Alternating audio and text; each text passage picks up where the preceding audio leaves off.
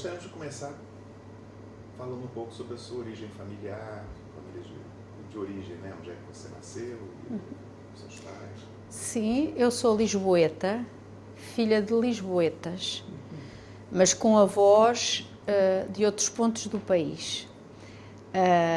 E nasci em 1957, portanto tenho agora 62 anos.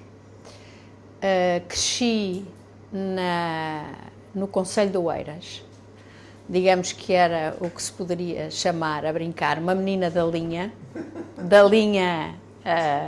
Lisboa-Cascais, mas não ligada a Cascais, porque fiz a minha educação no Liceu de Oeiras, que é hoje a Escola Secundária Sebastião e Silva.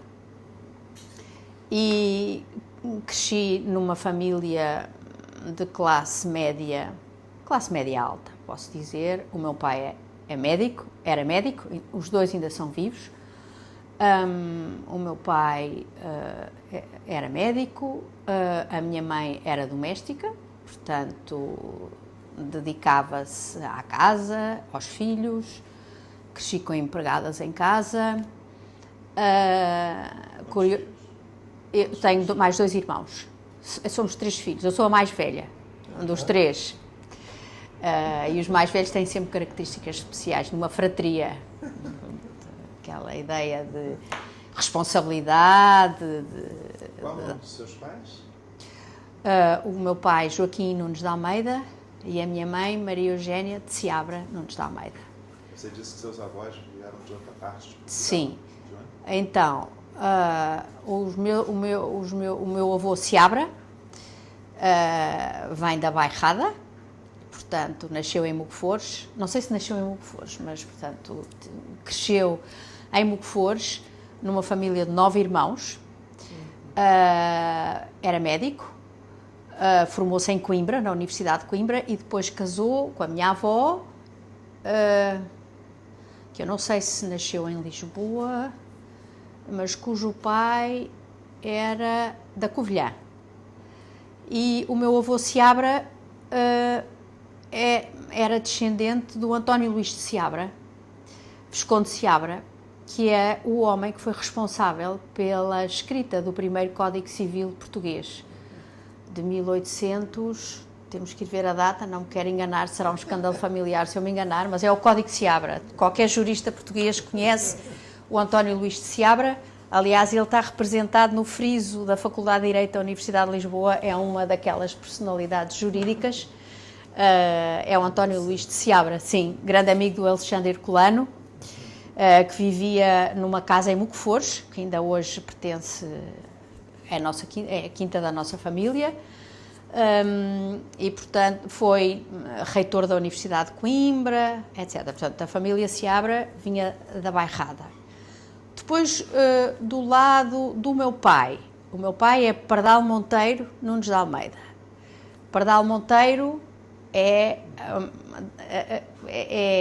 uma família que tem uma pessoa, quer dizer, que ficou notável em Portugal, o arquiteto Pardal Monteiro, Porfírio Pardal Monteiro, um arquiteto importante do Estado Novo. Fez, por exemplo, o Hotel Ritz, mas também a reitoria da Universidade de Lisboa, a Biblioteca Nacional, etc. O meu pai sempre foi muito próximo desse meu tio Pardal Monteiro. O pai também era uma família enorme de irmãos, não conheço todos. Sei que eles tinham... a minha bisavó dava-lhes o nome do santo do dia em que nasceram. Portanto, sei que havia Porfírio, Torquato, Basílio, portanto, assim, nomes muito peculiares. E o Porfírio Pardal Monteiro era o tio preferido do meu pai. Aliás, gostava muito que o meu pai tivesse ido para a arquitetura, mas depois o meu pai era também filho de um médico e acabou por ir fazer medicina. Os Nunes de Almeida, sei menos sobre os Nunes de Almeida. Conheci muito bem a minha bisavó, Nunes de Almeida. Sei que o meu bisavô Nunes de Almeida, olha que disparate não saber exatamente o que ele fazia. Eu acho que ele tinha negócios, era da maçonaria, era da maçonaria, porque depois dele ter morrido, o meu pai descobriu imensos símbolos maçom na casa onde ele vivia, e do lado do meu pai havia realmente uma tradição de laicismo grande. Por exemplo, o meu pai não foi batizado, o que naquela altura era um bocadinho estranho, não é? Não era muito típico. Do lado da minha mãe não, havia mais uma importância importante do catolicismo. E, por exemplo, quando o meu pai e a minha mãe casaram, a minha mãe fazia questão de ser na igreja, e foi na igreja, nos Jerónimos, mas foi casada por um padre bastante especial também naquela altura, que era o padre Felicidade Alves. Não sei se... Pronto, que entretanto saiu de padre, mas que era dos católicos progressistas antes do 25 de Abril, e portanto tinha uma visão muito arejada da igreja, e aceitou casar a minha mãe com o meu pai, não católico, não batizado, no mosteiro dos Jerónimos. E portanto, digamos que há aqui uma mistura interessante de raízes, de patrimónios, etc. Mas eu realmente cresci, não posso dizer que cresci em Lisboa, porque era completamente crescer no centro de Lisboa do que crescer numa casa em Linda a Pastora, que era a casa dos meus pais, construída num terreno que outrora pertenceu ao poeta Cesário Verde, na Quinta dos Verdes. Linda a Pastora era uma pequena aldeiazinha rural. Eu lembro-me de ser pequena e do senhor Júlio vir trazer o pão à porta. Era o pão ou ao leite? Não sei, mas vinha trazer as coisas, a casa. Portanto, era, digamos, havia rebanhos, havia imensos bairros de barracas, o que chamávamos imensos bairros de barracas. Portanto, das pessoas que nos anos 60 vieram da província para a construção de Lisboa, das partes modernas da cidade de Lisboa e depois dos seus concelhos limítrofes. Portanto, eu vivia na freguesia de Carnaxide, que era uma freguesia rural, hoje em dia é uma freguesia suburbana, mudou completamente, e frequentei,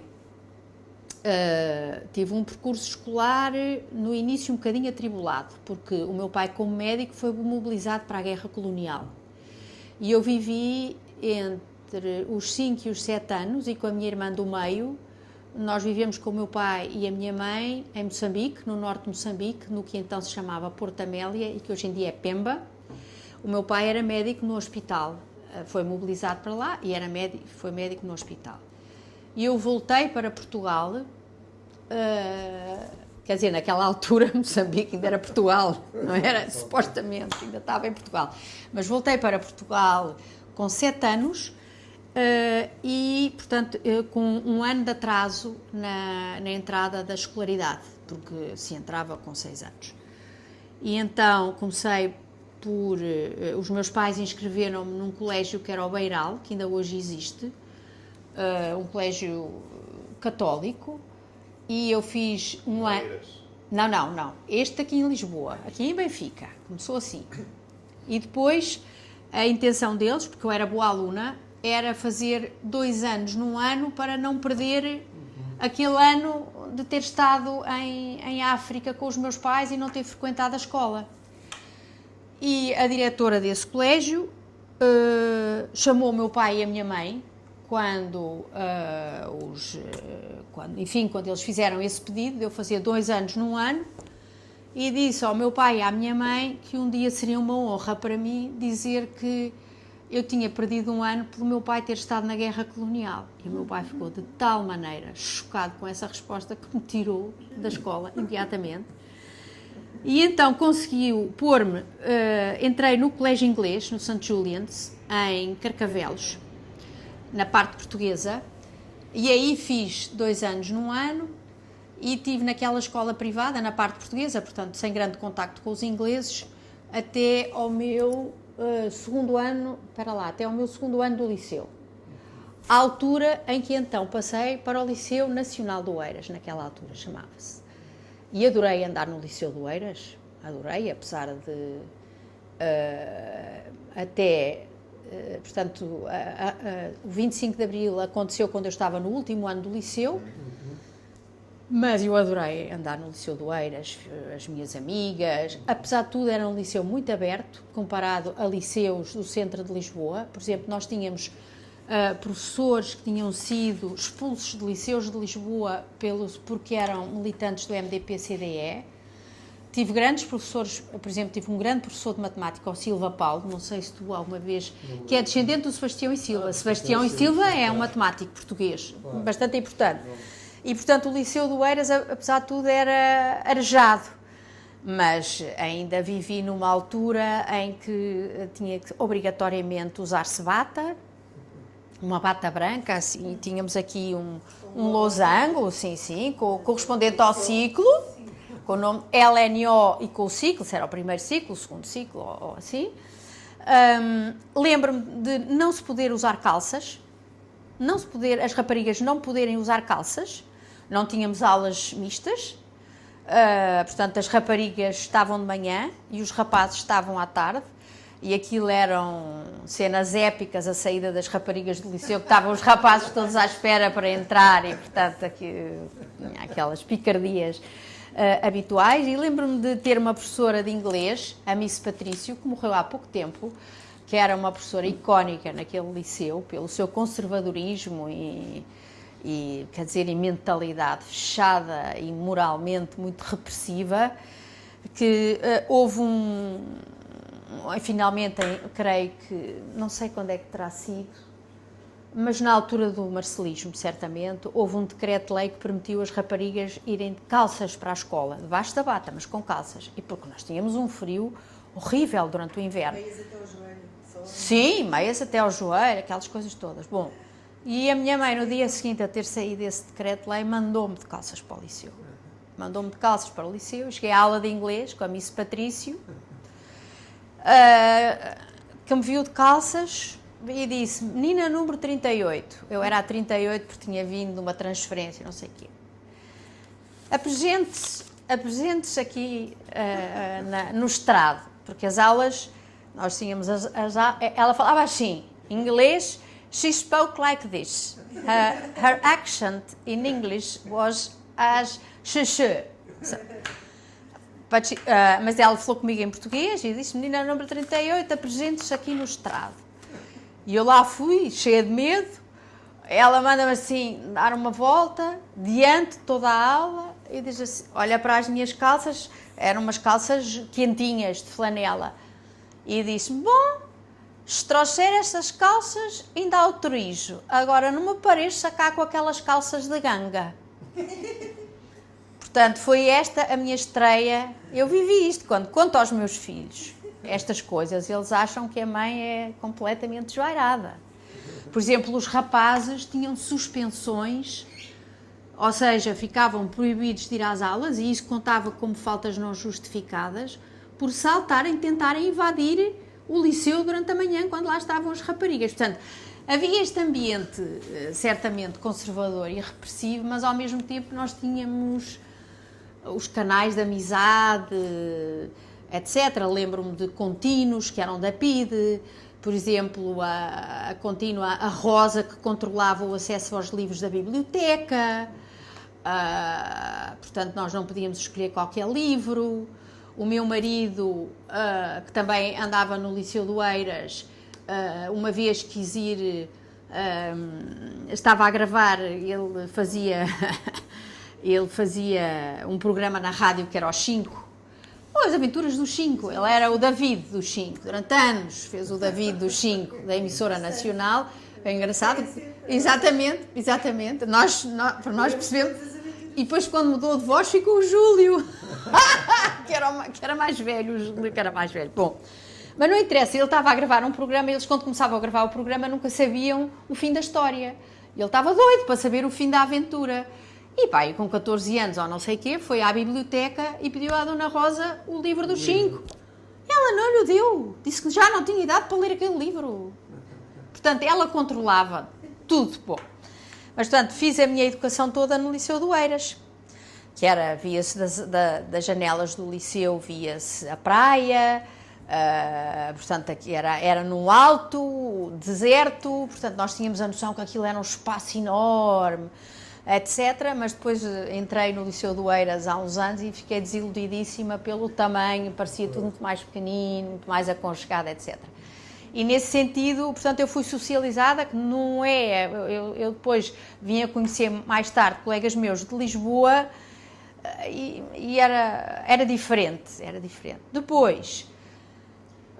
diga. Eu queria perguntar mais sobre o 25 de abril. Exatamente. Que viveu... Sim, eu nesse dia... terceiro ciclo, né? Eu estava no 7º ano do liceu. Foi em abril, era o último ano do liceu.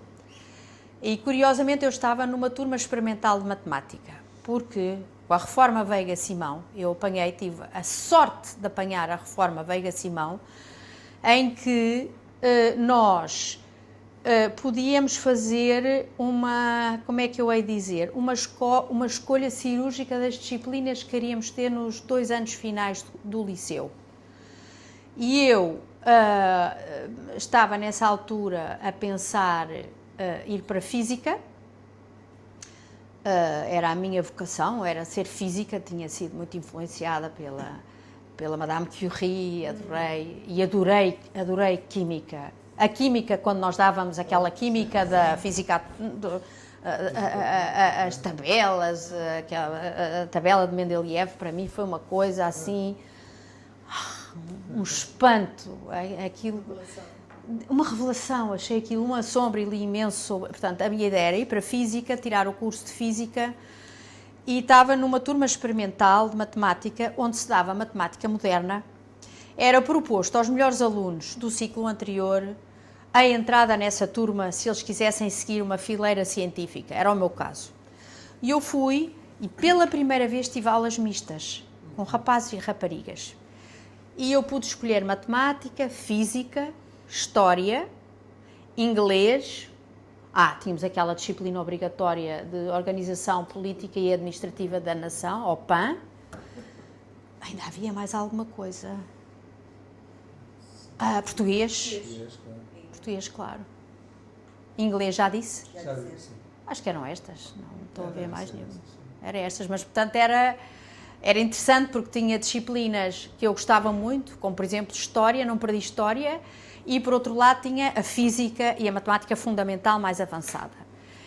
E havia poucas raparigas que tinham Física, e houve cenas caricatas quando nós íamos para as aulas experimentais e quando estávamos a dar a ótica, que também era um campo que para mim me fascinava, íamos para a câmara escura, tínhamos que ir para a câmara escura para fazer aquelas experiências de lentes com velas e não sei o quê, e a professora de Física não me deixava ir para a câmara escura com um rapaz. Portanto, eu tinha que fazer as experiências da ótica sozinha porque eu não tinha companhia feminina para poder ir para a câmara escura. Não, nem, essa professora de Física também falava assim, era uma ótima professora, nós chamávamos-lhe a massa específica, mas era uma excelente professora, eu adorei a tal ponto que realmente não me fez perder a vocação de ir para a Física. E pronto, e então no 25 de abril de 74, eu estava, foi um dia de semana, não sei que dia de semana foi, eu tinha um ponto de Química nesse dia. Eu tinha aulas de manhã e tinha-me levantado às 5 da manhã para estudar, para fazer umas últimas revisões, etc. Eu fui imensamente marrona, como nós dizíamos. Eu estudava imenso durante o liceu e eu estava a estudar, a fazer umas revisões de última da hora e para aí às 5 da manhã entrou o meu pai no quarto, que ia muito cedo para o consultório também, e me diz, houve uma revolução hoje, não sabemos, porque nas primeiras horas nós não percebíamos se era uma revolução pela democracia ou se era uma revolução da extrema-direita, pelos ultras, aquilo que nós chamávamos os ultras naquela altura. Portanto, tu não vais ao liceu, vocês hoje não vão ao liceu, ficam em casa. E eu disse, mas eu tenho ponto de Química, vou faltar ao ponto e não sei o quê. E ele disse, não vais ao liceu.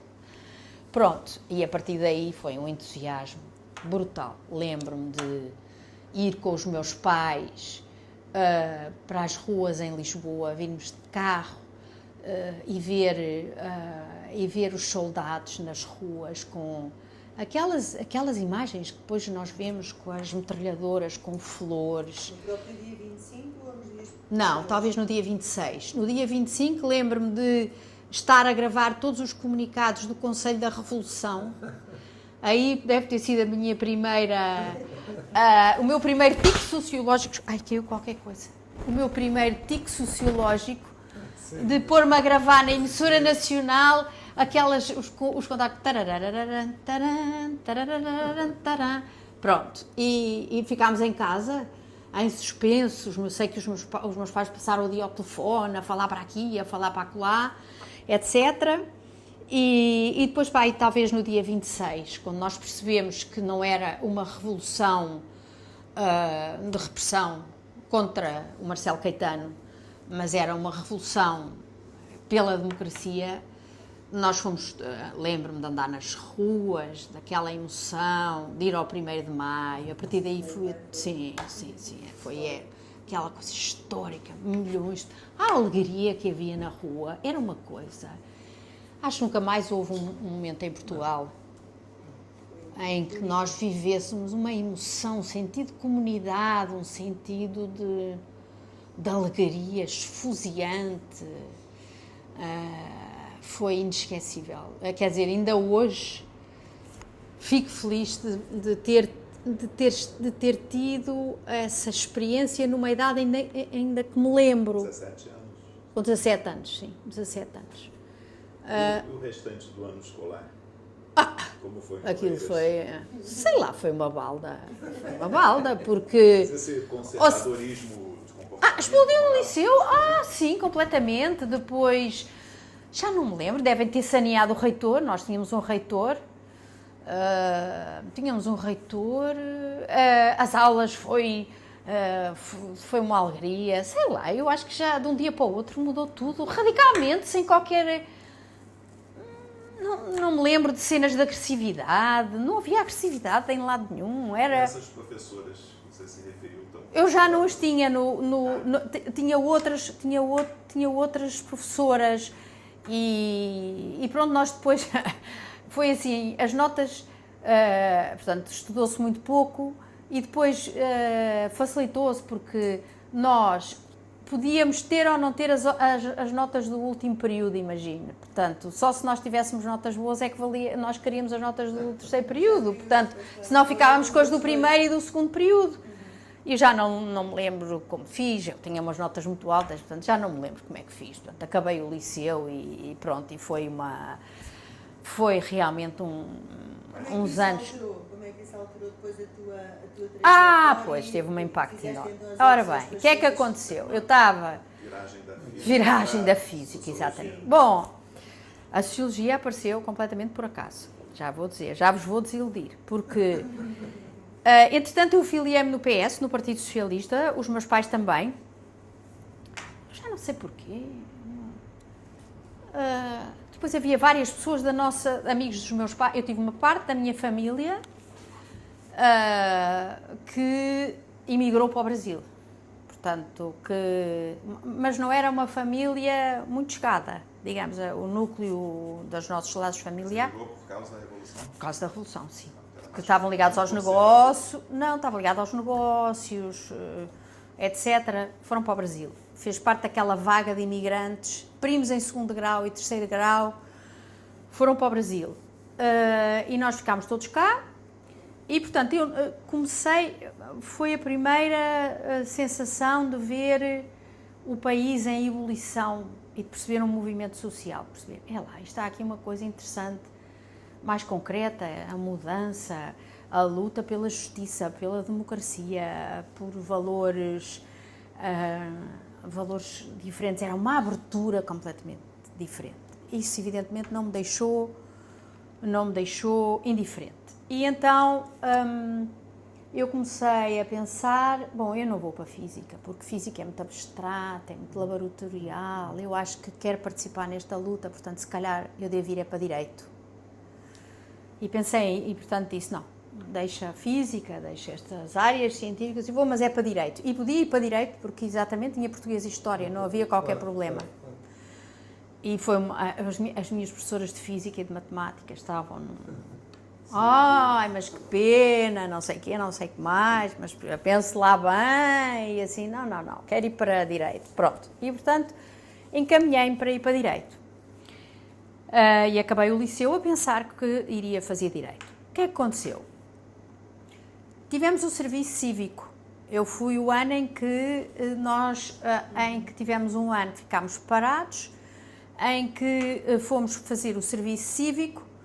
E eu tive a sorte de ter uma amiga da minha mãe, de uma antiga professora minha, assim, daquelas coisas já portuguesa, que trabalhava na Comissão da Condição Feminina, que era, imaginem, naquele momento, um ponto extremamente interessante de mudança, porque se estavam a rever as leis todas tradicionais, olha, muitas delas do meu trisavô, se abre, sobre o casamento, a parentalidade, os filhos ilegítimos, legítimos, portanto, estava tudo em mudança em Portugal.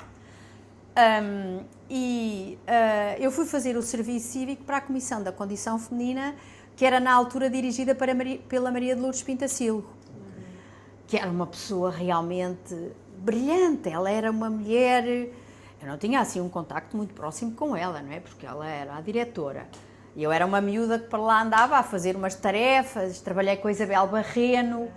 Que tipos de tarefas? Tipo de tarefas? Então, estava por lá, fazia de secretariado, não era paga. Portanto, estava lá, deixavam-me assistir às reuniões, por exemplo, estava a haver a Assembleia Constituinte que estava a trabalhar na nova Constituição e, portanto, eu assisti a muitas discussões de juristas lá dentro sobre questões fundamentais de igualdade que deviam estar estabelecidas na Constituição. Por exemplo, a Leonor Beleza era uma jovem jurista que lá estava, é dessa altura que eu conheço a Leonor Beleza, também uma mulher inteligentíssima, muito engraçada, cheia de ideias, muito assertiva. Portanto, deixavam-me assistir a essas reuniões, fazia recolha de imagens da imprensa, fazia recolha de imprensa, fiz um livro com a Maria Isabel Barreno sobre a imagem da mulher na imprensa portuguesa, portanto, estava a par, andava por lá, e entrava de manhã, saía à tarde e aprendia, sobretudo, aprendia, pronto.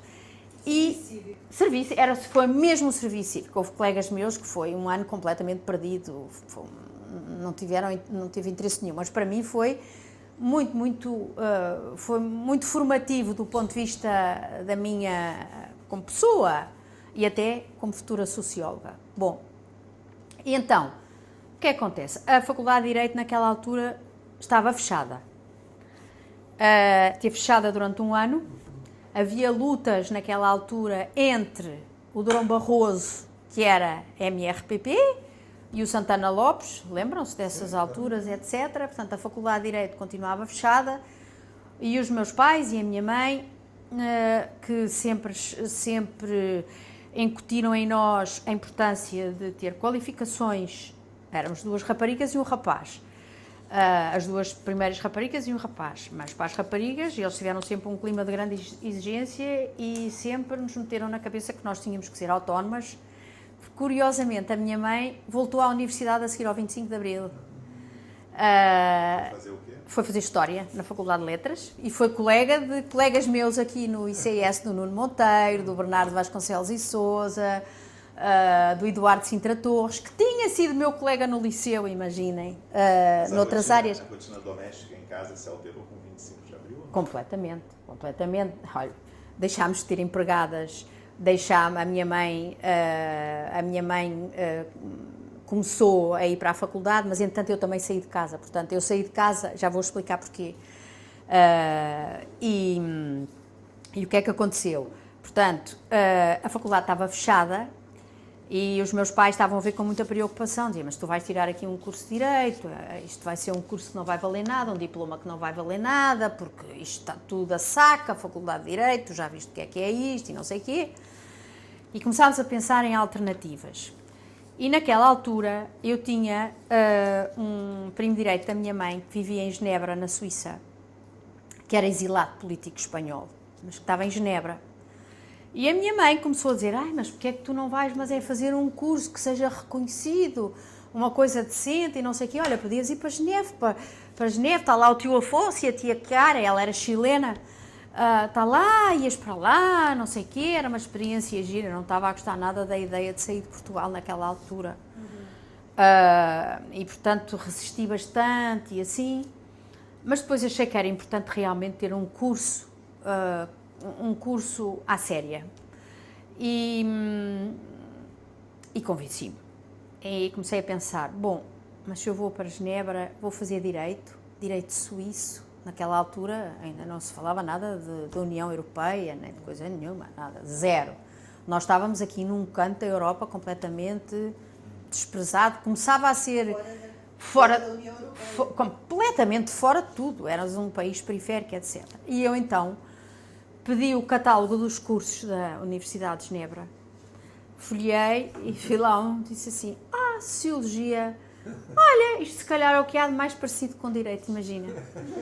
Isto pode ser interessante, então eu vou fazer Sociologia. Foi assim que eu decidi, à la carte.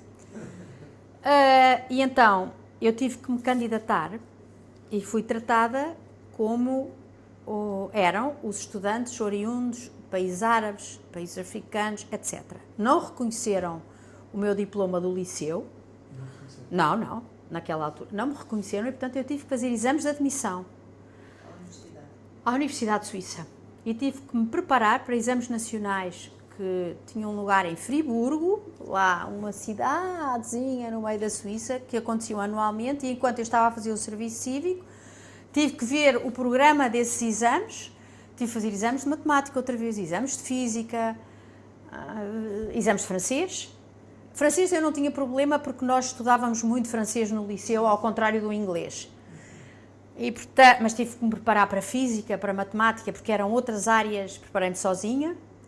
E lá fui eu fazer exames, onde conheci colegas palestinianas, africanas, etc. Lá estávamos nós a fazer os exames de entrada nas universidades suíças. E passei, e lá me inscrevi na Universidade de Genebra no curso de Sociologia. E assim começou uma vida completamente diferente. Assim que ano você começou o curso? Deixa-me aqui olhar para as notas. Eu fiz a licenciatura em 1979, portanto entrei para aí em 75.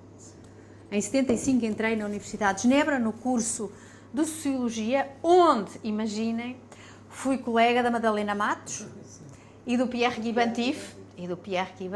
A Karin Wohl estava lá, já, mas ela era mais velha do que eu. Portanto, ela estava a acabar o curso e quando eu entrei.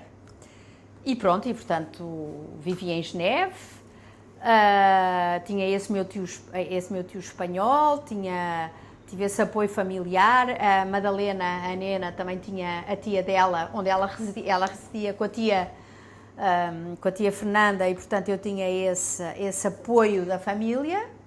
É claro que a relação de distância com Portugal era enorme, não tem nada a ver com o que era hoje. Eu falava uma vez por semana com os meus pais, cada vez que regressava à Geneve depois das férias. Era um desgosto, era um choro, uma coisa.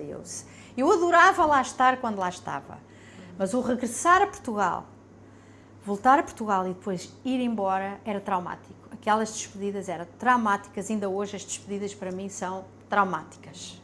Hoje em dia tenho filhas imigrantes, é assim, que vivem em Londres, pronto, têm lá a sua vida, e eu detesto despedir-me delas, faço tudo e mais alguma coisa para sair de casa. Era o meu sonho, era sair de casa com a mala e não ter que dizer adeus a ninguém. Mas pronto, depois chegava lá, divertia-me imenso e tudo isso, mas era este vai-vem emocionalmente, a mim gostava-me imenso. Agora que introduziste já a referência familiar, como é que foi essa transição do ponto de vista dos namoros, do casamento, da constituição da tua própria família? Queres olha, juntar esse quero, aspecto da tua vida? Porque era assim.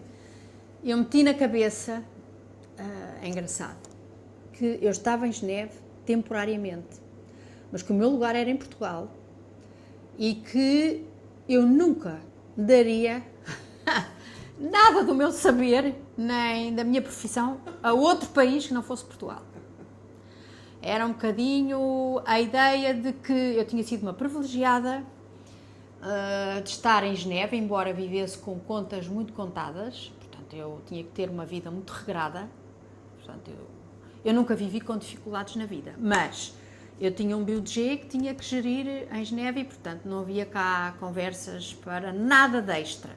não podia fazer ski, como muitos dos meus amigos portugueses de famílias ricas que estavam meio exilados na Suíça, porque havia também muitos portugueses exilados na Suíça, não tanto em Genebra, mas em Lausanne, etc. Eles faziam uma vidaça, eu nem pensar, portanto eu tinha que contar o dinheiro, eu tive que viver num lar, numa residência, não tinha dinheiro para ter apartamentos, nem eu queria viver em apartamentos porque achei que a vida num lar era uma vida divertidíssima. Vivia num lar de raparigas, mas conheci das minhas melhores amigas, ficaram para a vida, foi as que partilhávamos a residência no lar. Portanto, eu disse, é que nem pensar em ter namorados suíços, nem nada que alguma vez me fizesse hesitar a voltar para Portugal.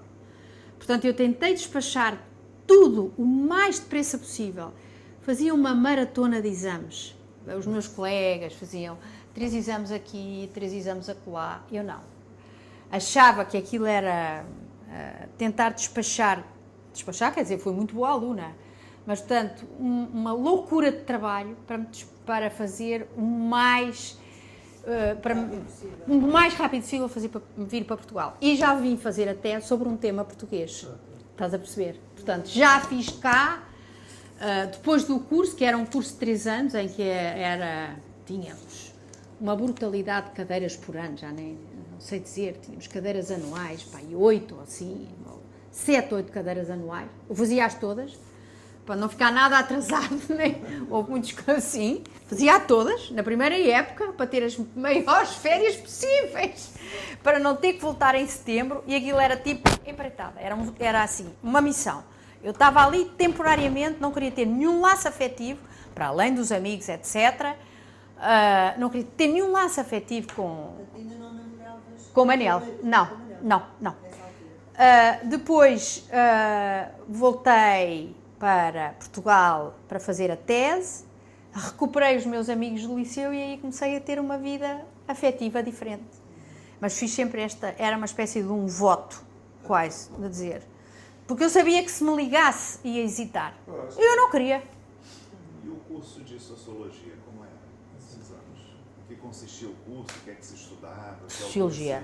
Sim, tínhamos um primeiro tronco comum, em que tínhamos, para além de Sociologia, tínhamos Economia Política, tínhamos História Económica, tínhamos Estatística, tínhamos depois vários seminários. Devia ter visto a minha carta de curso, porque eu tenho uma memória péssima. Mas tínhamos primeiro um tronco comum, que era onde tínhamos disciplinas de outras áreas da Faculté des Sciences Économiques et Sociales, porque era uma Faculté des Sciences Économiques et Sociales, e depois tínhamos Sociologia, muita Sociologia, Psicologia Social, métodos de pesquisa sociológica, não me lembro muito bem, mas era uma formação dura, quer dizer, a partir do segundo, terceiro semestre, era uma formação assim. E alguns professores foram particularmente interessantes? Era uma formação muito French biased, muito ligada à sociologia francesa. Tive professores que marcaram, sim, eu fui aluna do Boudon, o Raymond Boudon vinha a Geneve dar aulas de sociologia, era um arrogante insuportável, que vinha à Suíça dar aulas à província, não é? Tratando os suíços como guardadores de vacas, não é verdade? Tive o João de Ziegler no primeiro ano, que era um professor que eu acho que nós aos 18 anos achamos que é uma revelação, digamos, um Boaventura de Sousa Santos.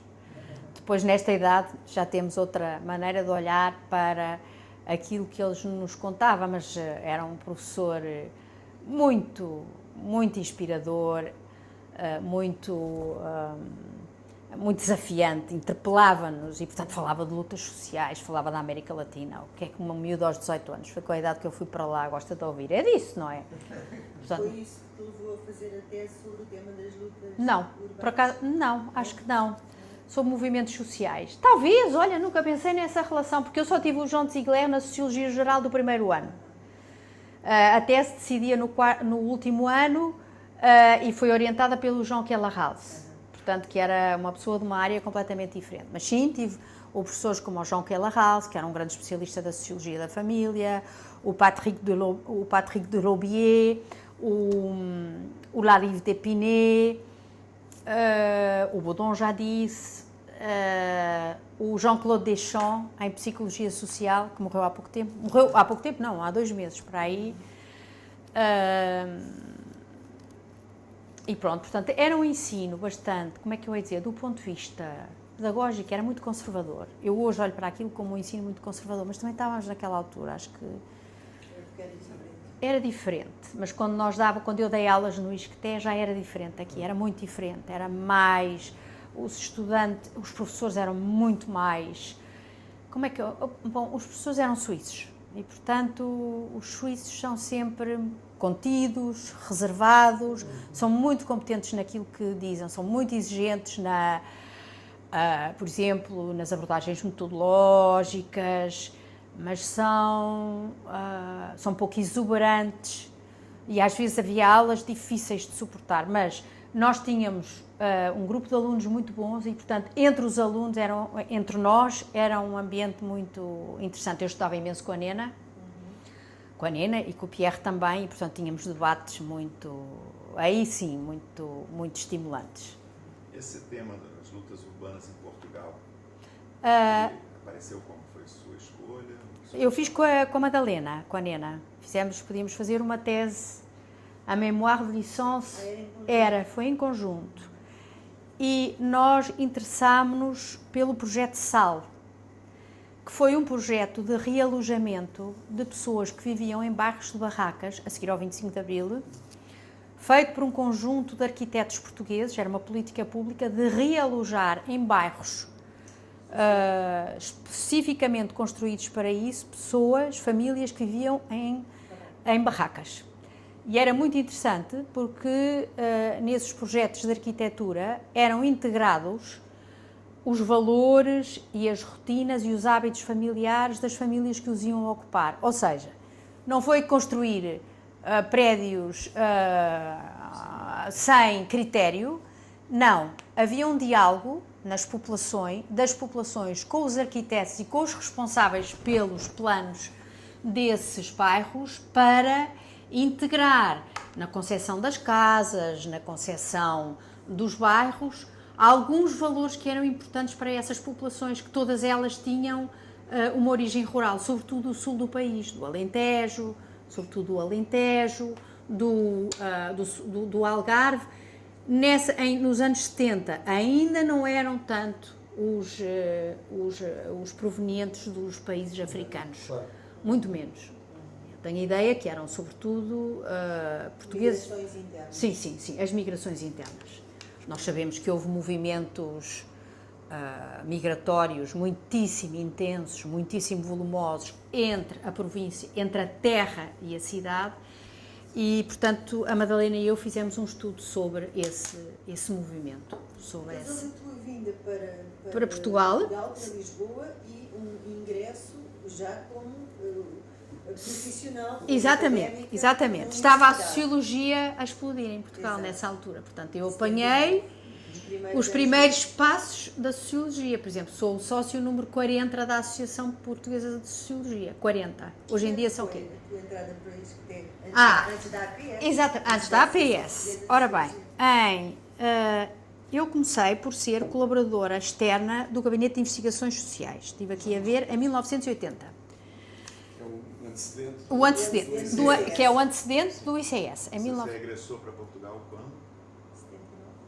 79, 80, sim. Não, eu já estava em Portugal quando fiz a tese, portanto fiz a tese toda em Portugal, fui lá defendi em 79 e voltei para Portugal a seguir. Portanto, eu tenho a licenciatura em 79, exatamente.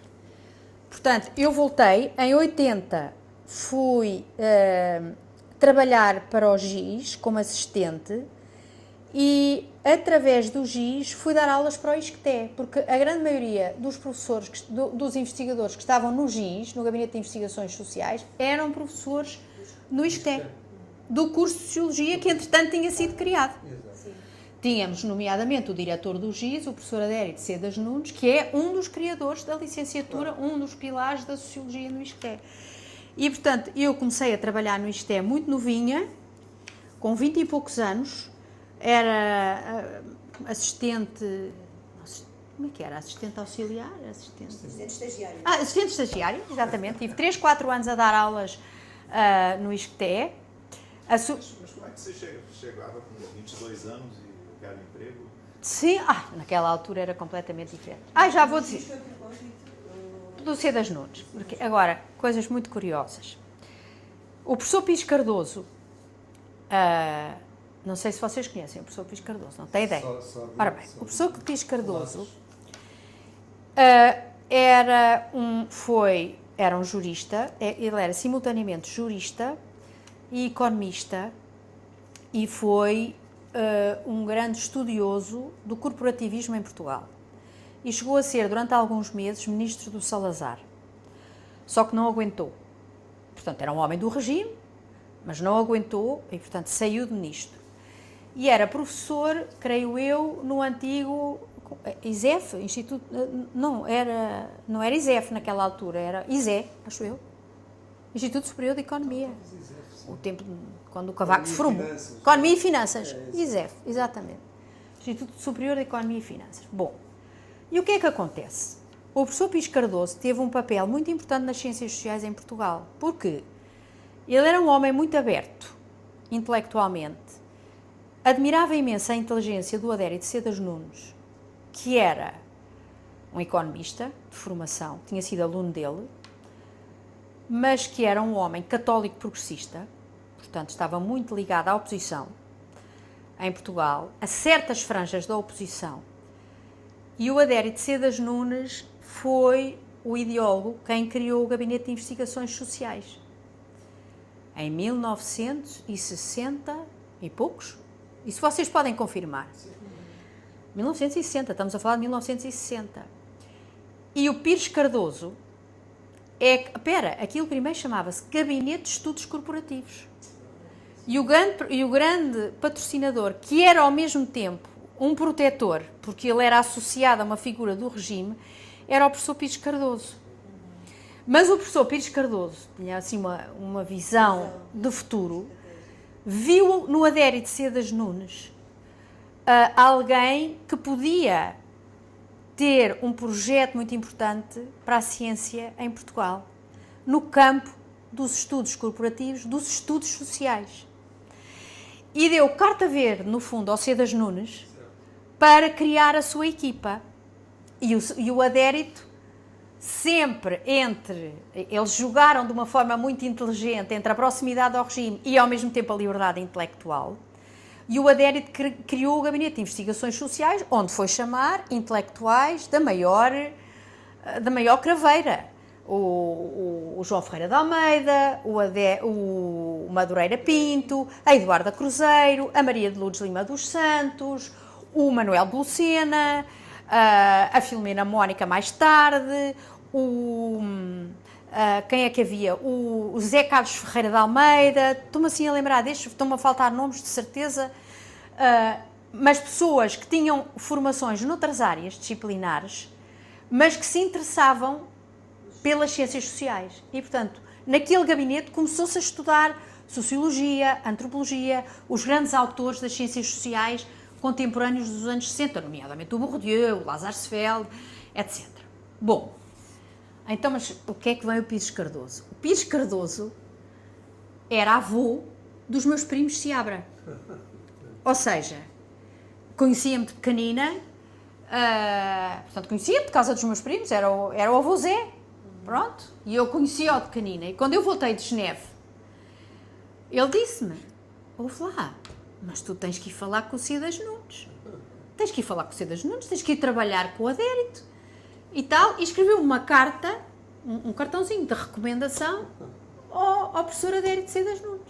E foi assim que eu cheguei ao professor Adélio de Seda Nunes. Chegou com a carta e ele se Sim. empregou. Exatamente. Não é ele empregou, como é que eu ia dizer? Aquilo não era um emprego, era bom. Eu confesso que acho que naqueles primeiros tempos nem ganhava dinheiro. Não ganhava dinheiro. Comecei a trabalhar, fiquei sob a alçada da Filomena Mónica, da Maria Filomena Mónica. E por isso é que, através dela, vim para o ISCTE. Dar as aulas, que ela não deu. Porque ela, entretanto, foi acabar o doutoramento em Oxford e quem ficou com cadeiras como teorias sociológicas, metodologia em sociologia, portanto, não eram propriamente cadeiras, assim, cadeirinhas. Eram cadeirões, fui eu. Pronto. E portanto, estava simultaneamente, eu acho que o ISCTE me pagou o primeiro salário.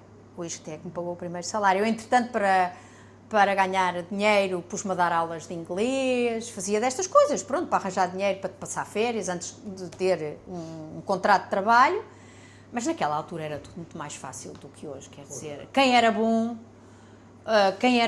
quem se mexia, conseguia, enfim, entrar, e a sociologia estava, como diz o António, estava a nascer como disciplina, como ciência, como formação, como profissão, etc. Portanto, nesse aspecto foi muito gratificante para mim, porque eu contribuí, agora percebo-me disto com esta idade, eu contribuí para a criação deste edifício. Não era a primeira geração, portanto, os pais fundadores, eu sou filha dos pais fundadores, não é? Eu contribuí para a criação deste campo em Portugal, que é a sociologia, e que tem as suas várias dimensões, a formação, a investigação, a profissão, etc. E foste professora dos primeiros sociólogos formados em Portugal. Sim, e fui professora dos primeiros sociólogos formados em Portugal. Por acaso não fui professora nem do António, nem da Dores, mas fui professora de outros. Mas dava aulas no ISCTE? Dava de manhã e à noite, sim. E no ICS?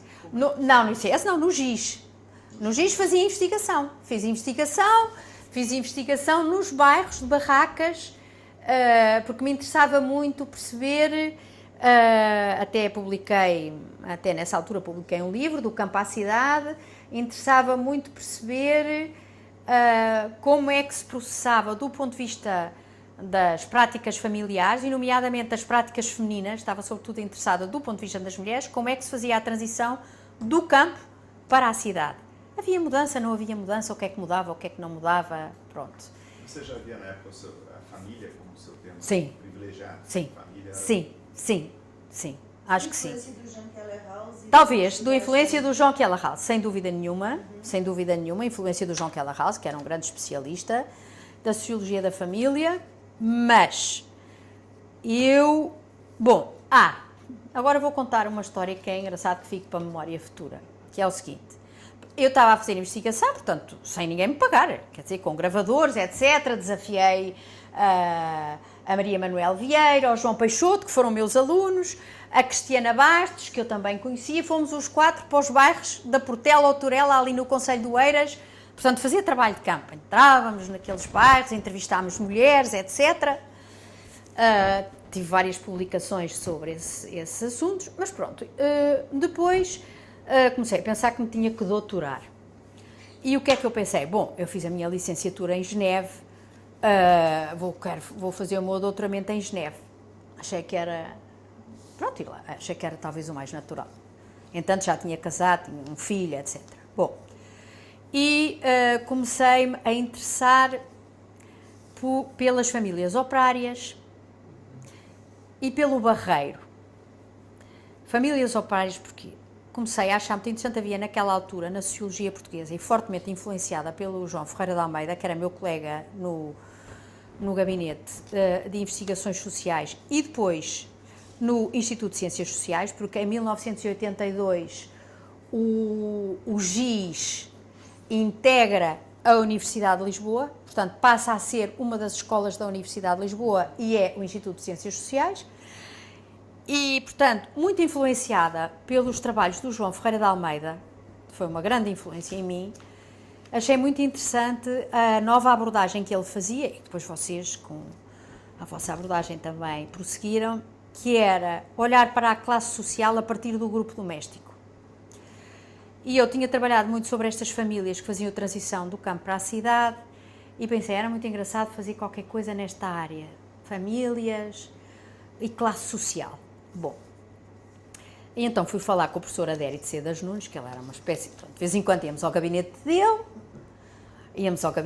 ouvir os seus conselhos e não sei o quê, e eu digo, professor, eu gostava de fazer uma coisa sobre as famílias, por exemplo, estas famílias que vêm do campo para a cidade, sobre famílias e classe social, o que é que o professor acha?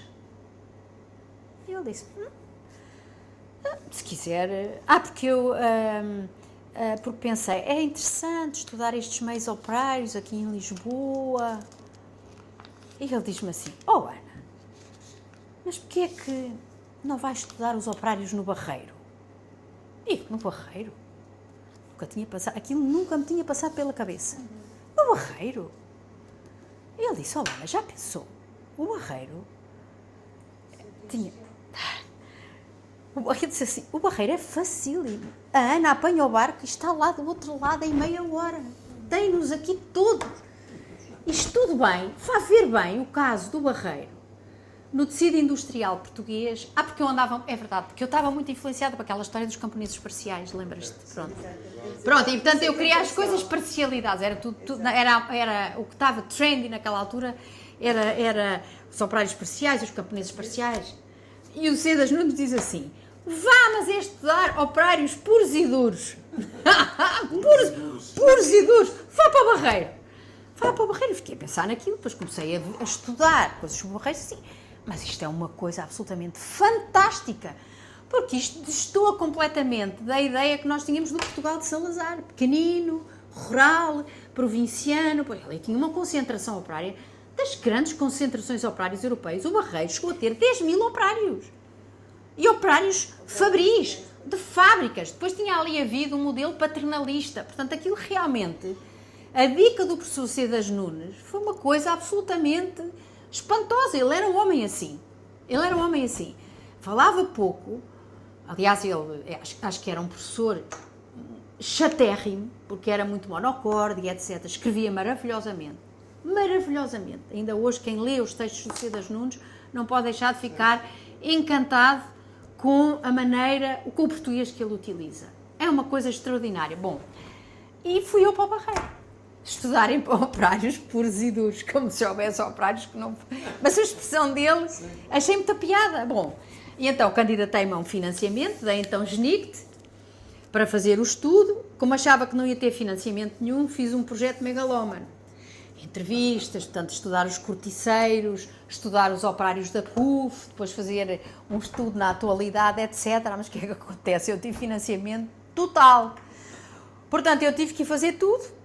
E lá fiz a minha tese de doutoramento, adorei. Mas a tese acabou não sendo em Genebra. Vou explicar porquê. Bom, então, eu cheguei a Genebra, fui falar com o meu professor João Kellerhals, que me conhecia, tinha sido meu professor durante os 3 anos de curso, portanto ele sabia bem que tipo de aluno é que eu era, e ele começou por torcer um bocadinho o nariz ao tema que eu tinha escolhido. Disse, famílias operárias no Barreiro, não sei se isso tem muito interesse... era mais interessante estudar, por exemplo, a justiça nas famílias.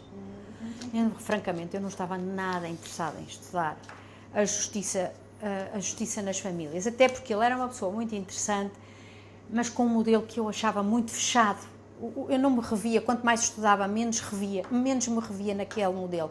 Estava muito mais ligada à reflexão da ligação da família com as classes sociais. O que para ele era uma coisa que não era propriamente... Não existia nessa altura, quase, não era? Era na sociologia da família europeia, quer dizer, tudo estava a estudar a dinâmica familiar, não é? Quer dizer, eles não estavam muito interessados.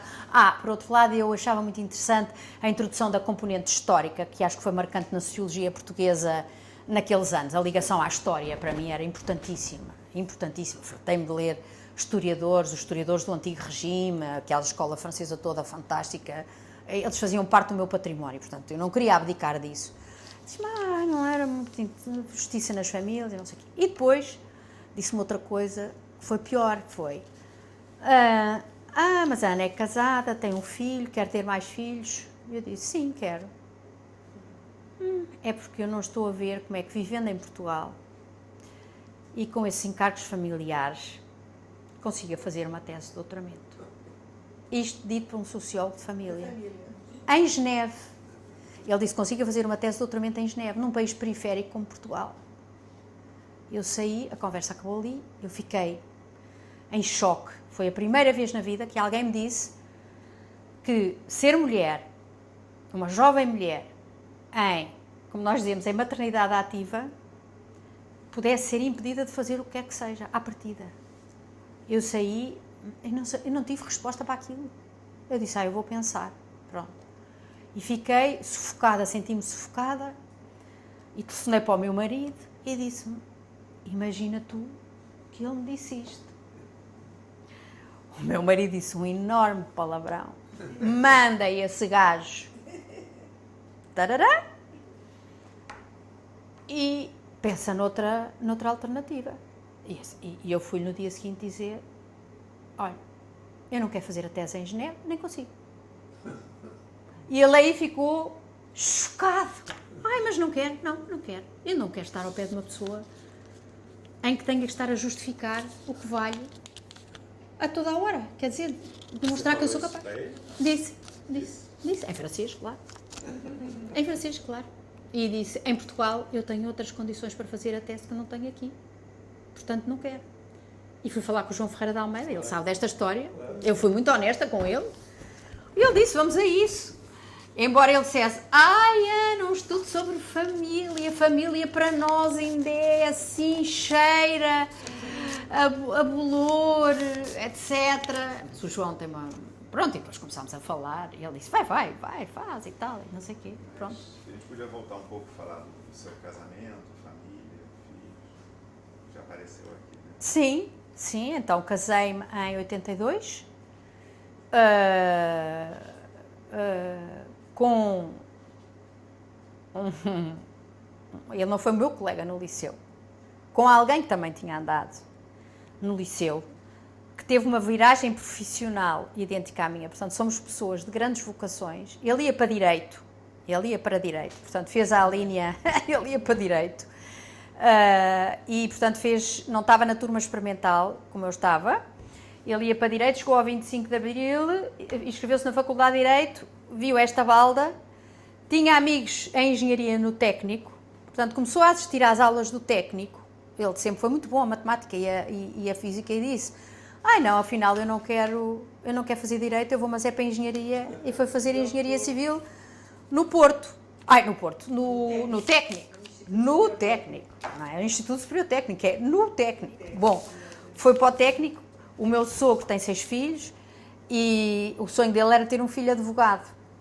E o meu marido só disse ao meu sogro que estava no Técnico no 3º ano da faculdade, que uma vez estava a tomar pequeno almoço com ele, e ele viu com um livro de cálculo e disse-lhe assim, Manel, mas agora vocês em Direito dão cálculo? E ele disse, não pai, é que eu mudei para Engenharia. Pronto, tinha mudado para Engenharia, portanto...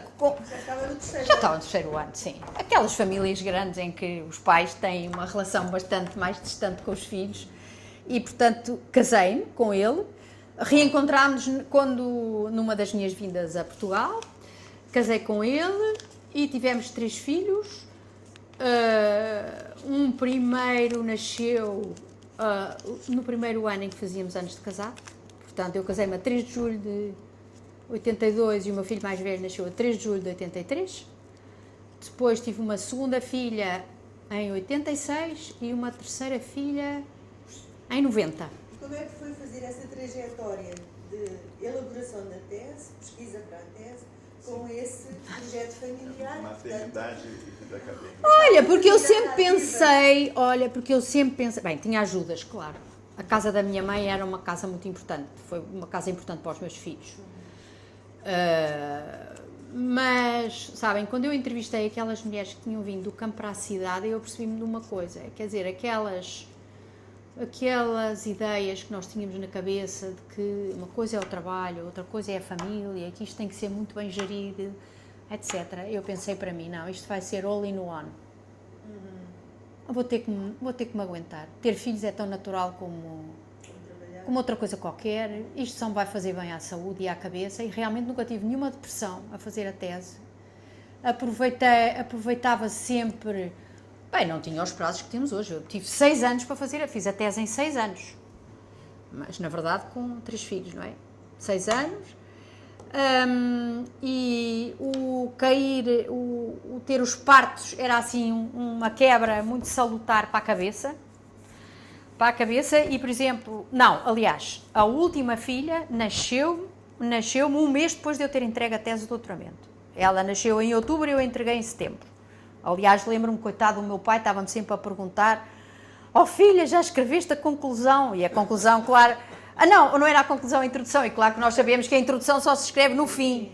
Mas o meu pai vivia muito assustado que eu não escrevia a introdução da tese, e é assim: "Nasce o bebê e tu não tens..." "Não, pai, não vai nascer, não se preocupe." E, portanto, eu escrevi a introdução, entreguei a tese e ela nasceu um mês depois. E, portanto, foi as melhores férias de parto que eu tive.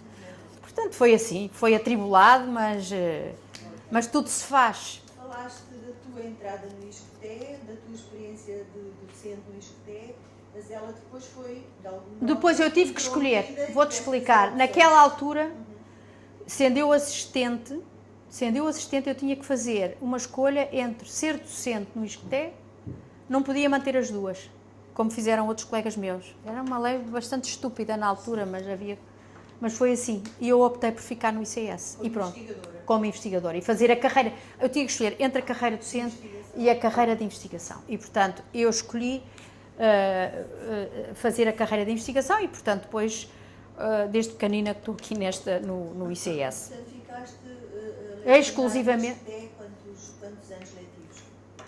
4, talvez. Mas isso eu acho que tenho no currículo. 4. Durante o seu curso de doutoramento?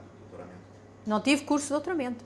Nós não tínhamos curso de doutoramento. Não, inscrevíamos no doutoramento. Sim, durante o período. Inscrevíamos no doutoramento?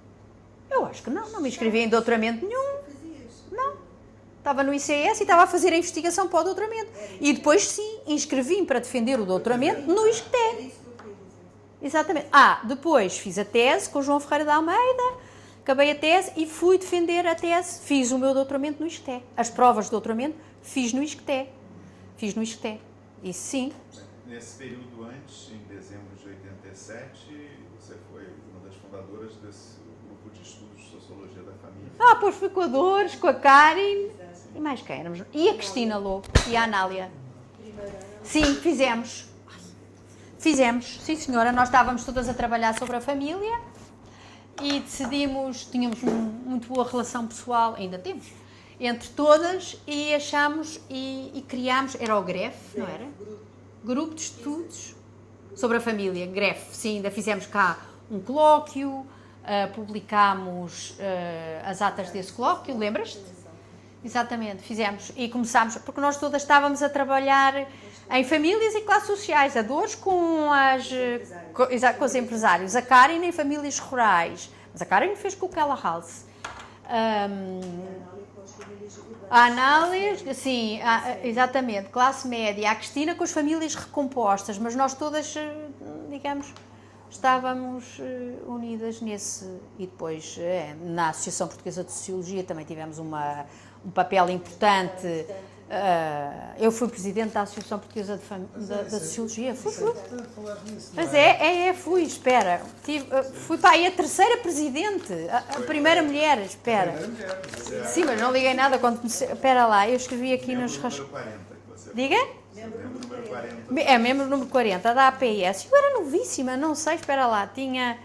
Quando é que eu fui? Em 94. Em 94, se eu nasci em 57. 94 a 98 foi presidente da. Em 90. Foi depois da defesa da tese. Recebi um telefonema do Zé Madureira Pinto, que era o primeiro presidente foi o João Ferreira de Almeida. O segundo presidente foi o Zé Madureira Pinto. E a terceira fui eu, com 30 e poucos anos. E lembro perfeitamente de estar no meu gabinete a receber um telefonema do Zé Madureira Pinto a dizer: Ana, olha, eu vou acabar o meu mandato e porque é que gostava que tu concorresses, porque é que não concorres a presidente da Associação Portuguesa de Sociologia? E eu ia caindo da cadeira e disse assim: meu Deus, mas com tantos generais, vêm convidar um soldado. E ele disse, não, mas era isso mesmo que nós queríamos, alguém de outra geração, etc. E assim foi. Depois fiquei presidente da APS durante os 8 anos, eu sempre... Sim, 2 mandatos, sim, fiz 2 mandatos. Foi, quer dizer, eu sempre que me lançava num projeto novo, adorava. E, portanto, sentia muito realizada, dediquei-me imenso, organizámos os congressos. A APS era bem menor do que hoje em dia? Diga? Era bem menor do que hoje em dia? Era das maiores associações europeias de sociologia, por exemplo. Não era nada pequena, era muito grande. A Associação Portuguesa de Sociologia, muito curiosamente, era das maiores, ainda hoje é. Ainda hoje é.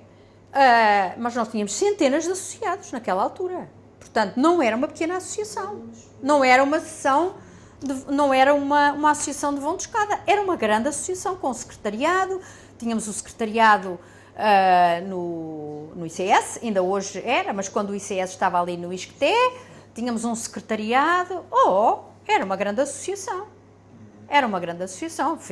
E eu acho que tem feito um trabalho excelente naquela altura, para a consolidação da sociologia. E um dos aspectos muito interessantes dessa associação é que não se restringiu de maneira nenhuma ao meio académico. E mais, nem sequer ao meio disciplinar. Portanto, qualquer pessoa podia ser membro da Associação Portuguesa, e pode ser membro da Associação Portuguesa de Sociologia. Portanto, era uma plataforma muito interessante de diálogo entre sociólogos de muitas instituições, de várias gerações, etc. E, portanto, os congressos da Associação Portuguesa de Sociologia, para além das secções, etc., que havia, que tinham as suas próprias organizações a um nível mais local, mais temáticas, exatamente, os congressos da Associação Portuguesa de Sociologia eram grandes acontecimentos. E lembro-me daquelas sessões plenárias onde estavam os fundadores, que aquilo era um deleite ouvi-los, centenas de pessoas. Tivemos presidentes da República a abrir as sessões dos congressos. Hoje em dia, pronto, é uma associação enorme também, tem imensa importância, mas quer dizer, estamos numa outra fase das ciências sociais em Portugal. Naquela altura foi um crescimento explosivo e entusiasmante. Portanto, e estes 2 senhores que aqui estão, em vários papéis, tiveram realmente um contributo extraordinário. A Associação Portuguesa de Sociologia não é um produto dos seus presidentes, é um produto de uma grande massa associativa e de pessoas muito empenhadas nesse trabalho, sim, e portanto fui presidente da APS entre 94 e 98. Exatamente. E o GREF, né? Sim. Você referiu, ele tinha uma ligação estreita com a Associação dos Sociólogos de Língua Francesa? Tinha. Ora bem, porque era um bocadinho uma relação natural. Porque quer a Karin, quer eu tínhamos feito os nossos estudos em França e, apesar de tudo, naquela altura, a própria sociologia portuguesa era claramente influenciada pela sociologia francesa, ao contrário do que se passa hoje, em que já... Suíça, né? Suíça francesa. Suíça francesa, sim. E, portanto, nós, a partir do momento em que ficámos sociólogas, inscrevemos na Associação Internacional de Sociólogos de Língua Francesa, que não é só uma associação de franceses nem de suíços, é uma associação que reúne pessoas que se exprimem cientificamente em língua francesa. Embora, claro, haja subjacente a essa associação, sobretudo agora, uma espécie de cruzada francófona de defesa da sua língua como língua científica. Eu também compreendo. Acho importante. Acho muito importante e, portanto, eu continuo a ser membro ativo da Associação Internacional de Sociólogos de Língua Francesa. E daí a associação do GREF a essa associação. Depois nós fomos integrando em outras redes, e nomeadamente a Associação Europeia de Sociologia, e a Associação Internacional, exatamente, da Associação Internacional de Sociologia e, evidentemente, a um tempo mais recente, a Associação Internacional dos Sociólogos de Língua Portuguesa. Como é que se chama? Agora tem aquele nome complicado. A Associação... por exemplo, o No início ICE... era luso-afro-brasileira. Luso-afro-brasileira. Mas agora já não se Portanto, fala. começámos a estender as nossas redes de cooperação internacional. E hoje em dia são muito mais que francófonas, são muito mais europeias e luso-afro-brasileiras. Porque a Associação Europeia de Sociologia veio a ter um papel agregador dos sociólogos europeus, que sei lá, com a União Europeia, com o financiamento de projetos europeus, etc. Quer dizer, a língua inglesa passou a ser a língua franca científica. Você tinha alguma ligação acadêmica ou intelectual com o acadêmico brasileiro? Não. Porque essa área de sociologia da família, juventude, também começou Já vou dizer, a área da sociologia da família trabalhei sobretudo com europeus, claramente. Mas eu, nos últimos, 15 anos, desviei-me da sociologia da família e passei para a sociologia da infância, que é a minha área agora, onde estão os meus temas preferidos. Fiz trabalhos sobre as crianças e a internet, sobre maus tratos às crianças na família, sobre as crianças e a crise, as crianças e as catástrofes, e agora atualmente tenho um projeto sobre as crianças e os animais de companhia. Portanto, claramente comecei-me a interessar, um bocadinho já estava farta da sociologia da família. Eu gosto de mudar. Olha, também é assim, as coisas acontecem, claro que as coisas não acontecem meramente por acaso, mas já mistura-se percursos pessoais com oportunidades. Eu fiz um estudo, ainda do lado centrada na família, sobre os maus tratos às crianças na família. Foi um estudo encomendado pela Assembleia da República, portanto pelo Parlamento Português, ao Centro de Estudos Judiciários, que é a Escola de Formação de Magistrados em Portugal, e, por sua vez, o SEG encomendou-me a mim esse estudo. Pronto. E o estudo foi publicado, teve algum impacto na época, e uns colegas meus da Universidade do Minho, que esses sim estavam a desbravar o caminho da sociologia da infância, telefonaram-me um dia a dizer que iam organizar um colóquio sobre os mundos sociais da infância em Braga, na Universidade do Minho, e que eu, como especialista da infância, estava convidada. E eu pensei, especialista da infância? Mas eu não sei nada de infância. Não sei nada de infância. Você já era avó? Não, que ideia. Nem pensar, sou avó há 5 anos. Não, nem pensar. Eras mãe de jovens. Era mãe de jovens caçadores, ou assim, ou jovens... Sim, ainda tinha... Sei lá, depois, em 2000... A Maria tinha 20 anos, e dos 20... Não, eram adultos ativos, estavam estudantes universitários. Não, nem pensar. Não, foi um interesse teórico, claramente. As tuas provas para...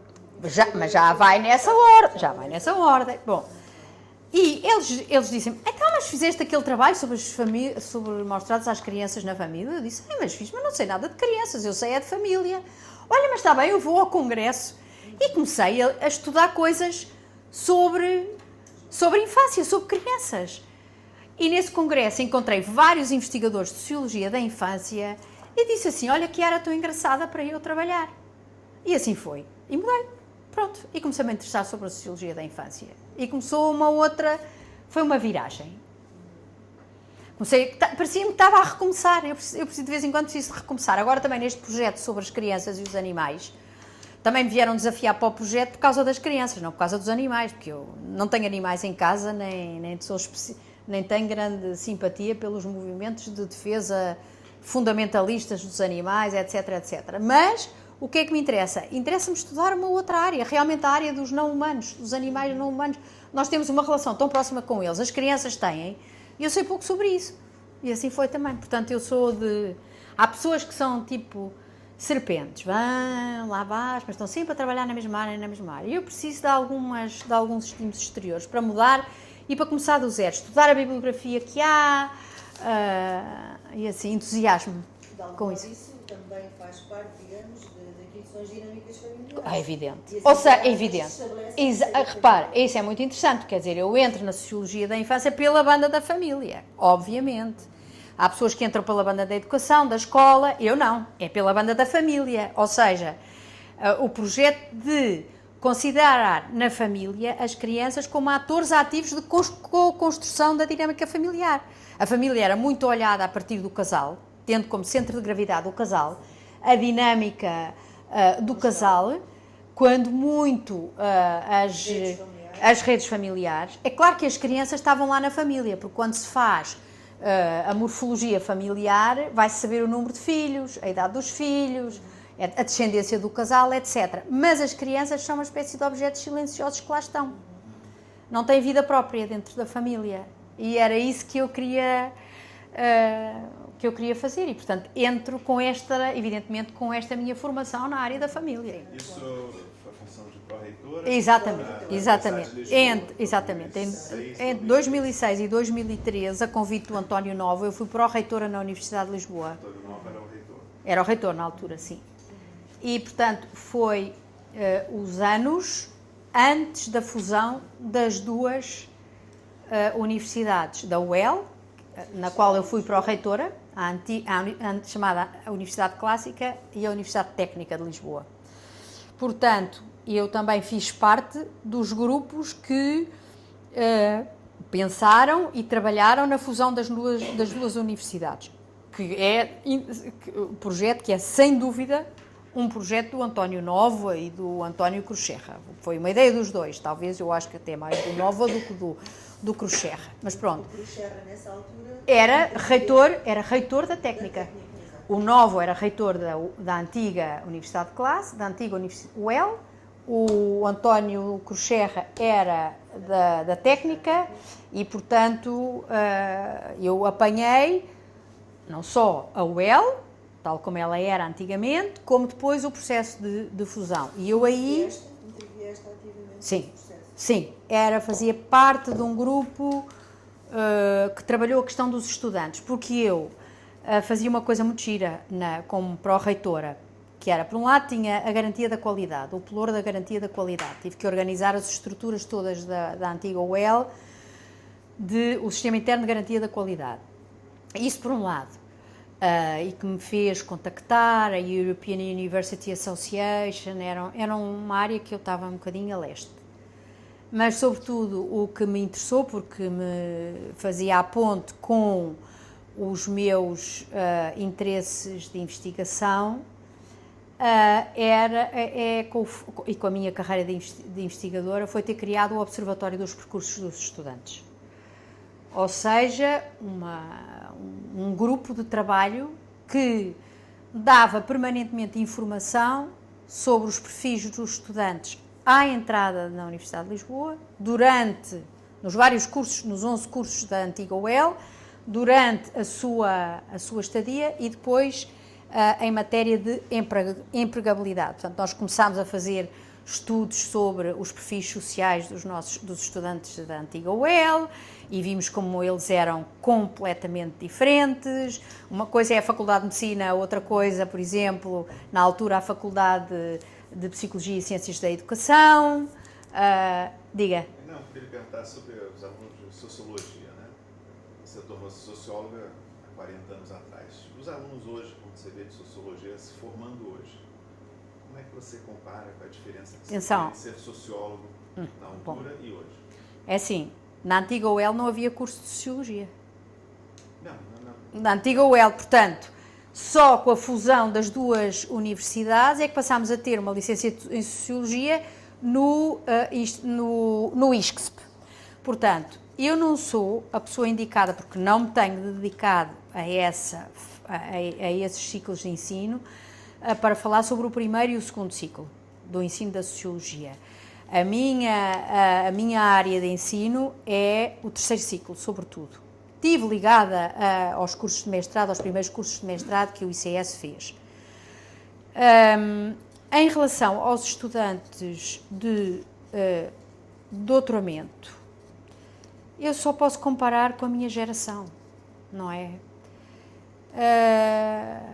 Não sei bem da fase intermédia, mas eu considero que eles hoje têm uma vida muito mais difícil do que a nossa. Em que aspecto? Por um lado, Por acaso eu não tenho dados, factos que permitam confirmar isto. Estás a falar já dos diplomados, hein? Não é? Dos estudantes de doutoramento. Nos estudantes de doutoramento, comparar os de agora com o que eu era. Eu acho que para já nós vínhamos de meios sociais mais favorecidos, o que facilitava bastante a nossa vida material, e isso conta. Hoje é difícil fazer um doutoramento como nós fazíamos sem uma bolsa de doutoramento, porque eles têm que pagar propinas. Eu nunca paguei propinas, como eu digo, nós não tínhamos propinas. Havia fontes de financiamento relativamente acessíveis, portanto, se nós tínhamos bons projetos de doutoramento, nós tínhamos financiamento das instituições oficiais. Hoje em dia isso não acontece. Por outro lado, nós, quando fazíamos o doutoramento, nós integrávamos o doutoramento numa carreira académica. Tudo aquilo fazia sentido em relação à nossa vocação de investigadores. Eles, hoje em dia, com um diploma de doutoramento em Sociologia, não quer dizer de maneira nenhuma que possam integrar a carreira académica numa universidade portuguesa. Isso muda todo o contexto em que eles se inserem. Eles defrontam-se com a precariedade a todos os níveis. A precariedade. Portanto, nós, quando fazíamos um doutoramento no passado, sabíamos que mais tarde ou mais cedo iria abrir. Portanto, para já éramos assistentes. Já tínhamos já estávamos numa carreira, num primeiro grau de uma carreira, num tenure track. Mas hoje em dia não estão. E, portanto, eu acho que é tudo muito mais indefinido. É preciso ter-se, por um lado, ter uma vocação muito forte. Talvez. Há um conjunto de estudantes que tem uma vocação muito forte para a investigação. Há estudantes que vêm para o doutoramento tentando adiar a entrada no mercado de trabalho. Também temos. Comparativamente ao nosso tempo, isso não existia. Nós já sabíamos que estávamos no mercado de trabalho. Por outro lado, temos uma população muito mais diversificada socialmente, o que é muito bom. Significa que, apesar de tudo, a democratização do ensino superior em Portugal é um dado, é uma conquista fantástica do 25 de Abril. E a democratização do acesso ao ensino, para já não falarmos dos níveis, isto universalizou-se. É bom dizer que quando eu fiz o liceu, quando estava no secundário, só 7% dos jovens da minha idade é que estavam a frequentar o secundário. 7%. Portanto, já pode ver de que privilegiados estamos a falar, quando estamos a falar de nós. Só 7%. Bom, hoje em dia, universal. Maravilhoso. E eu até acho que realmente o pior legado que a ditadura nos deixou foi os baixos níveis de escolaridade e, quer dizer, foi o desincentivar a escolarização dos portugueses. Isso foi o pior legado que eles nos deixaram, porque leva gerações a recuperar um atraso. Bom, e a nível do ensino superior, há também há muito mais gente que entra. Se me perguntar, há sinais de desigualdade social? Há. Nas fileiras formativas do ensino superior. Nós não podemos comparar, por exemplo, a origem social dos estudantes de medicina com os estudantes que vão para os cursos de educação. Não há comparação possível. Ou os do Politécnico e os cursos universitários.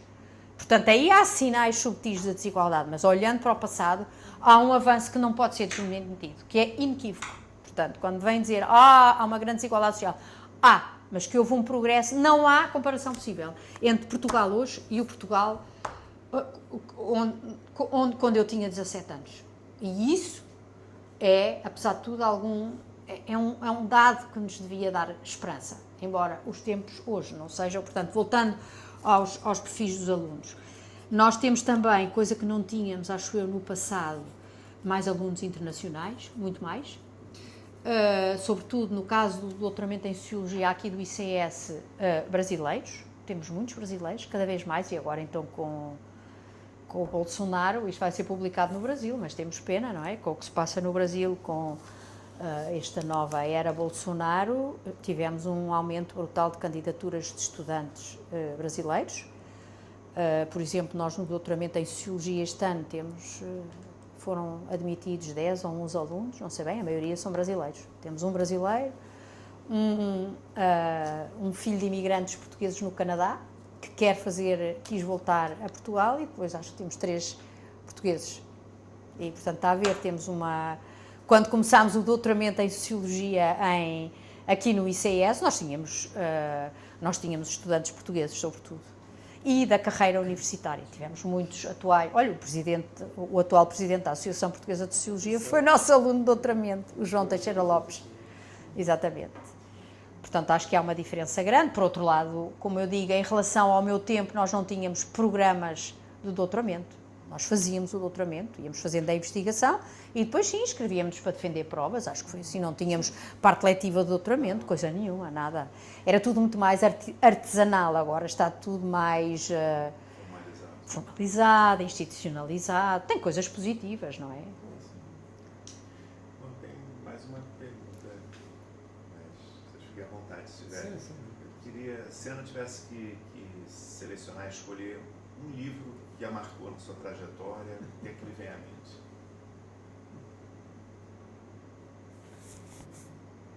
Sociologia. Sim, pode ser. Não necessariamente. Um livro. Alguma leitura ou algum livro que a marcou. Muitos livros. Talvez mais do que eu.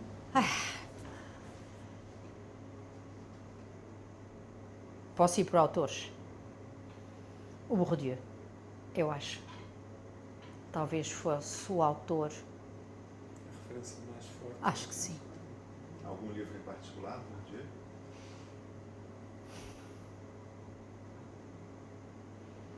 La Distinction, talvez. Mas isso é dizer o óbvio. Mas é difícil ser um livro. Porque depois todas as coisas se misturam na nossa cabeça. Engraçado, por acaso as grandes referências são em língua francesa. O Bourdieu, talvez por ser a minha língua de formação, não, mas o Bourdieu teve um impacto muito grande, eu acho. Mesmo aquela... Você leu Bourdieu primeiro na Suíça, já? Claro, No curso de sim, Sociologia. sim.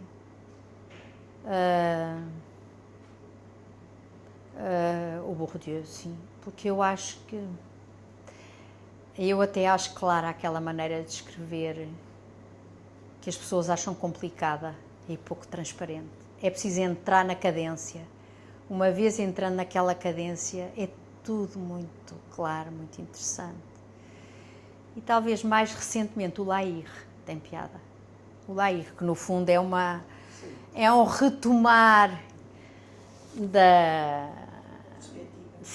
do Bourdieu. L'homme pluriel, acho. E depois o estudo que ele fez sobre as trajetórias improváveis no campo da escolarização, acho aquilo interessantíssimo. Mas atenção, então agora está-me a falhar outros. Dos autores que mais me marcaram, olha, talvez o livro que mais me marcou não é um livro de sociologia, é um livro de história do Philippe Ariès. L'enfant et la vie familiale sous l'Ancien Régime.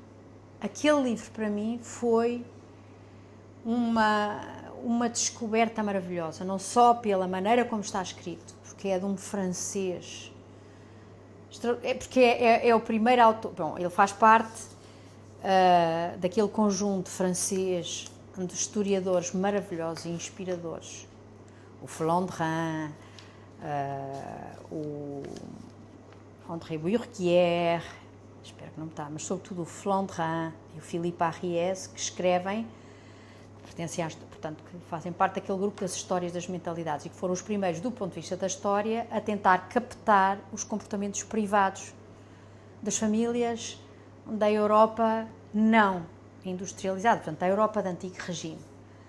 As pequenas comunidades rurais, portanto, as noções sobre a morte, sobre a vida, sobre os nascimentos, aquele livro do Philippe Arriet sobre o sentimento da infância foi um livro, para mim, maravilhoso. Em que altura você leu esse livro? Ai, logo nos anos 70. Como eu lia diretamente em francês, não tive que ficar à espera da tradução. Acho que o livro é de... não sei, talvez que é 77. Vocês não têm um computador? Ainda em Genebra, não é? Não. Era cá quando comecei... quando comecei... Não foi quando comecei a estudar a infância, nem pensar. Sobre a família. Não, Sobre a família. Faz imensas referências. Sobre a família. Há historiadores das mentalidades. O Flon de Rhin tinha livros maravilhosos. Anton Pourron-Brasset, que era sobre as questões da Igreja, como é que a Igreja Católica regulava ou não regulava os comportamentos sexuais. Eles têm livros maravilhosos. Vê lá, eu acho que é de 77. 1960. O L'Enfant et la Vie Familiale, eu li numa edição para aí de 77. A minha edição é de 77. Fazia parte da nossa biblioteca. Fazia parte da nossa biblioteca do Grefo. Portanto, eu li em finais dos anos 70. Li-o nessa altura. Era uma das aquisições que nós... Ora bem, se houve livro que me marcasse era esse. Porque está maravilhosamente... Eu ligo muito à maneira como as pessoas escrevem. Não posso ser indiferente. E os franceses, quando escrevem bem, escrevem muitíssimo bem. Aliás, como os portugueses. Os ingleses já escrevem sem graça nenhuma. É uma linguagem muito profissionalizada, muito... São duas culturas, não é? Duas culturas científicas diferentes. Mas, olha, talvez o Philippe Arriet, L'Enfant et la Vie Familiale sous l'Ancien Régime.